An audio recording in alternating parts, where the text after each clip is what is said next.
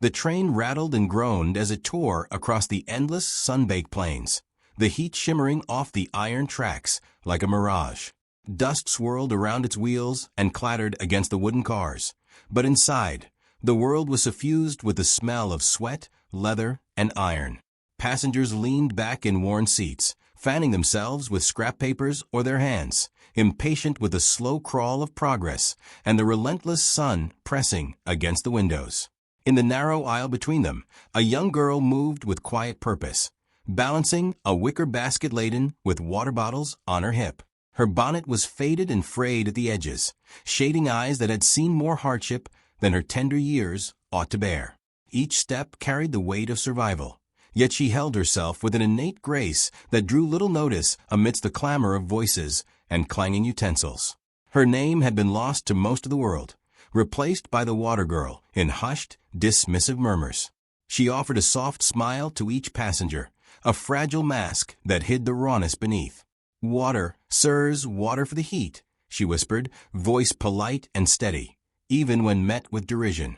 Some snatched a bottle with barely a glance, muttering a curt thanks, while others sneered, calling her ragged appearance a joke. One particularly rowdy man laughed loud enough for the entire car to hear, mocking her hands, chapped and red from toil, for daring to sell water with dignity. She met his jeers with nothing more than a polite nod, eyes never betraying anger, though inside a storm brewed quietly. Every sneer, every dismissive glance, added to the invisible tally of a life spent fighting for each meager coin. And yet she endured. She had learned long ago that dignity was the only weapon she could carry against the cruelty of the world. Near the window, a man observed her with quiet intensity, a rancher by appearance. His rough hands rested on his knees, calloused yet careful as they held a young boy of about 5, who clung to him with wide, curious eyes. The man's shirt was rolled at the sleeves, revealing forearms that had wrestled with horses and sun-baked soil, yet his face carried a gentleness that seemed at odds with the harsh world outside. His gaze lingered on the girl as she passed, noting the way she balanced the basket with careful precision, the subtle tremor in her wrist that spoke of long hours of work, the way she smiled at strangers even when they scorned her. Something in that small, quiet strength called to them, a recognition of spirit that transcended appearances. He had spent years seeking someone capable of nurturing, someone with a heart capable of warmth, patience, and care, a rare commodity in a land as unforgiving as this. When she approached his seat, offering a bottle of water, he looked up, meeting her eyes directly. "No, thank you," he said gently, but his voice carried interest, a thread of curiosity that invited her to speak beyond her work. She tilted her head, hesitant, yet somehow compelled by the openness in his demeanor.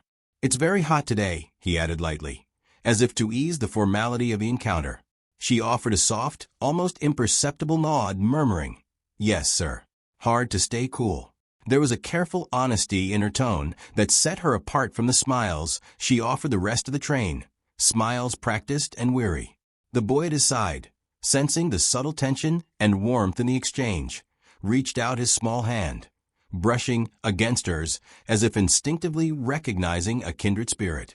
The girl froze for a heartbeat, surprised by the innocence and trust in the child's gesture. His eyes sparkled with curiosity and something deeper, expectation, longing for someone to understand and care. She allowed her hand to remain for a moment, letting the small connection pass between them, and, in that fleeting touch, a door opened she had long thought sealed. The rancher's voice grew softer, more earnest, as he leaned slightly forward. "You need a home," he said quietly, almost as if speaking a secret to the train itself. "My son needs a mother." The words struck her like a sudden gust of wind, unsteadying and impossible to comprehend. Shock painted her features, disbelief tightening her chest. She had survived on the margins of the world for so long, knowing nothing but struggle and rejection.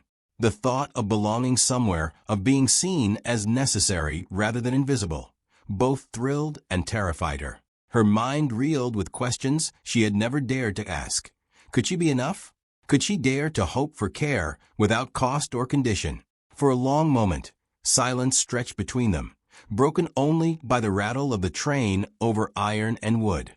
She looked at the boy again, at the innocence shining in his eyes, and felt the stirrings of something she had not felt in years. Hope, fragile and trembling, yet undeniable. He smiled, and in that small, unguarded gesture, he extended an unspoken invitation.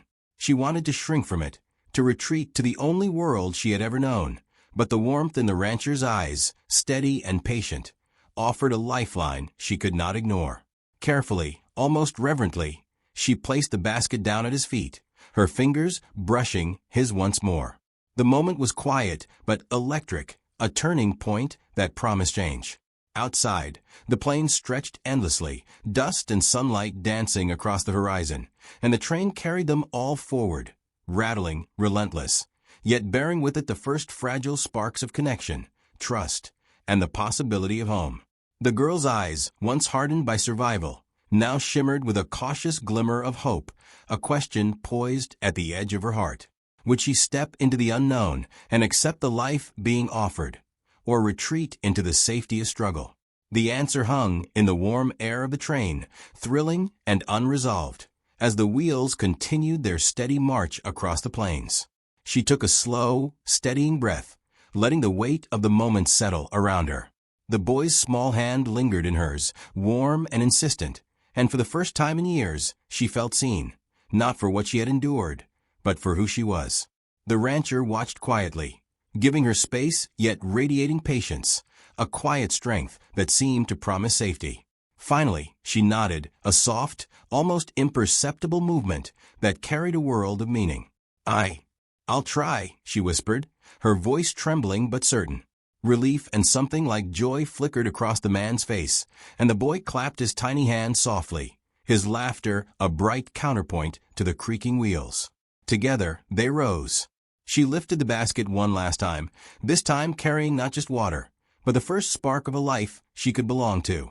The train rattled on, the endless plains stretching beyond the windows, but inside that car, a new journey had begun, one of warmth, trust, and home. Her heart, once guarded and heavy, felt lighter, buoyed by the promise of care and belonging. And as the sun dipped low over the horizon, painting the plains in gold, she let herself smile, not the weary, polite smile of the water girl, but the genuine, hopeful smile of someone finally seen, finally wanted, finally at the threshold of a new life.